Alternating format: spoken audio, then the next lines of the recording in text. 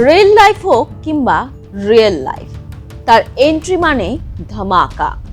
Cinema থেকে রাজনীতি সবেতেই তিনি জয় করেছেন সাধারণের মন। তাই তো অভিনেতা বনাম এই নেতাকে মানুষ ভালোবেসে নাম দিয়েছেন থালাপতি। দক্ষিণ ভারতীয় সিনেমার এই জনপ্রিয় সুপারস্টার কেরিয়ারের সর্বোচ্চ চূড়ায় থাকাকালীন অভিনয় থেকে সরে দাঁড়ানোর ঘোষণা করেন। তিনি নিজস্ব রাজনৈতিক দল তামিলাগা ভেট্রি কাজাগম গঠন করেন এবং পরবর্তীতে রাজনীতিতে সক্রিয় হওয়ার জন্য বিপুল সংখ্যক ফ্যানেদের মন ভেঙে রূপালী জগৎকে পুরোপুরি বিদায় জানান।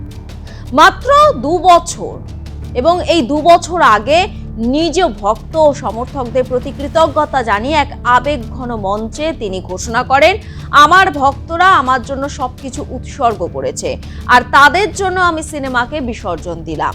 তারপরেই তার রাজনৈতিক দল টিভিকের মাধ্যমে তামিলনাড়ুর রাজনীতিতে সক্রিয় হন। পর্দায় অনেকবার রাজনৈতিক চরিত্রে যেমন সরকার সিনেমার নেতার চরিত্রে জনতার মন জয় করলেও বাস্তবেও একজন জনপ্রিয় রাজনৈতিক নেতা হয়ে ওঠেন, যার ফলস্বরূপ 2026 সালের মে মাসে তামিলনাড়ু বিধানসভা নির্বাচনে জয়লাভ করার পর দক্ষিণী সুপারস্টার থালাপতি বিজয় মুখ্যমন্ত্রী হিসাবে শপথ গ্রহণ করে। বিজয় আগেই ঘোষণা করেছিলেন যে জন নায়াগানই হবে তার অভিনয় জীবনে শেষ সিনেমা। নেতা হিসেবে উত্থান হলেও জনপ্রিয় অভিনেতার শেষ সিনেমা নিয়ে মুখিয়েছিলেন বিজয়ের ফ্যানেরা।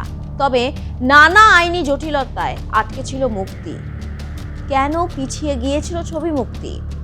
এইচ বিনোদ পরিচালিত এই পলিটিক্যাল অ্যাকশন থ্রিলার ছবিটি প্রথমে চলতি বছরের 9 জানুয়ারি পোঙ্গল উৎসবের সময় মুক্তি পাওয়ার কথা ছিল, কিন্তু central Board of Film certification বা সেন্সর বোর্ডের ছাড়পত্র না পাওয়ায় ছবির মুক্তি অনির্দিষ্টকালের জন্য পিছিয়ে যায়।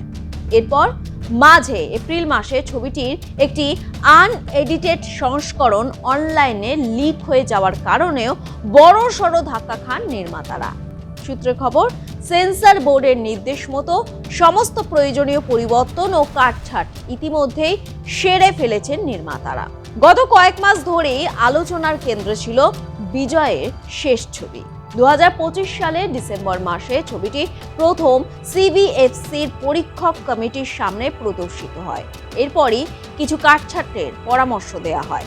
পরিবর্তনের পর ছবিটিকে ইউএ সার্টিফিকেট দেওয়ার প্রতিশ্রুতি দিয়েছিল সিবিএফসি। প্রযোজকরা সেই সুপারিশ মেনে ছবিটি জমা দিলে ফের কিছু দৃশ্য নিয়ে আপত্তি তোলে সেন্সর বোর্ড। রিভাইজিং কমিটির কাছে পাঠানো হলে মুক্তি আরও বিলম্বিত হয়। তামিলনাড়ুর মুখ্যমন্ত্রী হিসেবে শপথ গ্রহণের পরই আশার আলো দেখে জন নায়াগান। শপথ গ্রহণ অনুষ্ঠানে উপস্থিত ছিলেন জন নায়াগান ছবির প্রযোজক কে ভেঙ্কট নারায়ণা এবং তিনি সেদিন সাংবাদিকদের সামনে বহু প্রতীক্ষিত ছবিটির মুক্তি নিয়ে নীরবতা ভাঙেন। তিনি জানান, বিজয় স্যার তামিলনাড়ুর মুখ্যমন্ত্রী হওয়ায় আমরা অত্যন্ত খুশি। নতুন এক অধ্যায়ের সূচনা হলো। স্যার নিশ্চয়ই সব প্রতিশ্রুতি পূরণ করবেন। জন নায়াগান খুব শীঘ্রই মুক্তি পাবে। আর এরপরই অবশেষে নানা সেন্সর জটিলতা ও দীর্ঘদিনের অপেক্ষার অবসান ঘটিয়ে সেন্সর বোর্ডের সবুজ সংকেত পেল এই বছরের mega Tamil project Jana Nayagan. Central Board of Film Certification দীর্ঘ স্ক্রিনিং এবং চুলচেরা বিশ্লেষণের পর ছবিটিকে অর্থাৎ অ্যাডাল্ট সার্টিফিকেট দিয়েছে। সাম্প্রতিক সময়ে তামিল সিনেমা ইন্ডাস্ট্রিতে সেন্সর বোর্ডের সঙ্গে চলা অন্যতম দীর্ঘ আলোচিত বিবাদের অবসান ঘটল এই শংসাপত্রের মাধ্যমে। ছবিটি সেন্সর বোর্ডের ছাড়পত্র পেয়েছে বলে সামাজিক যোগাযোগ মাধ্যমে অভিনেতা নিজেই গোটা বিষয়টি নিশ্চিত করেছেন। সব বাধা পেরিয়ে ছবিটিকে বা প্রাপ্তবয়স্কের জন্য অনুমোদিত সার্টিফিকেট দিয়েছে সেন্সর বোর্ড। ছাড়পত্রের খবর দিয়ে বিজয় জানান, খুব শীঘ্রই প্রেক্ষাগৃহে দর্শকদের মুখোমুখি হবেন তিনি। ছবিটির মূল প্রযোজনা সংস্থা কেভিএন প্রোডাকশনের বিজনেস হেড ও প্রযোজক সুপ্রীত মোহন আনুষ্ঠানিকভাবে এই খবরে শিলমোহর দিয়েছেন। এক সাক্ষাৎকারে সুপ্রীত মোহন তিনি জানিয়েছেন, সিবিএফসি জননায়গন ছবিটিকে এ সার্টিফিকেট ইস্যু করেছে। একই সঙ্গে তিনি ভক্তদের নিশ্চিত করেছেন যে আগামী 24শে জুলাই বিশ্বজুড়ে প্রেক্ষাগৃহে মুক্তি পেতে চলেছে বিজয় অভিনীত এই পলিটিক্যাল অ্যাকশন থ্রিলার। প্রসঙ্গত, কানাডার ডিস্ট্রিবিউটরদের আগাম বার্তার পর এবার ভারতীয় প্রযোজকের এই অফিসিয়াল শিলমোহর বিজয় ভক্তদের উল্লাসকে কার্যত দ্বিগুণ করে দিল। জননায়গন অর্থাৎ জননায়ক বাস্তবের জননায়কের শেষ সিনেমা। রাজনীতির সফরে পুরোদমে নামার আগে রূপলী পর্দায় বিজয়ের এই শেষ মাস্টার স্ট্রোকের প্রতীক্ষায় সিনেপ্রেমীরা। কি রে, তোর বেশ র্যাশ হয়েছে দেখছি। হ্যাঁ রে, কি করবো বলতো, র্যাশগুলো কিছুতেই কমছে না। অনেক কিছু ইউজ করলাম তবুও কমছে না। আমার মনে হয় তোকে কোনো একজন ভালো ডার্মাটোলজিস্টের কাছে দেখানো উচিত। তুই ঠিক বলেছিস, কিন্তু কোনো ভালো ডার্মাটোলজিস্ট থাকলে একটু সাজেস্ট কর না please.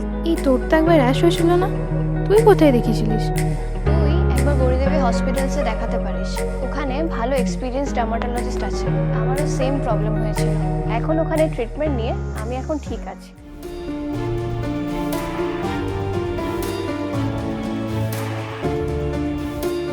Gauri Devi hospital, Rajbandh, Durgapur. যোগাযোগ 8001003333, 8001113333।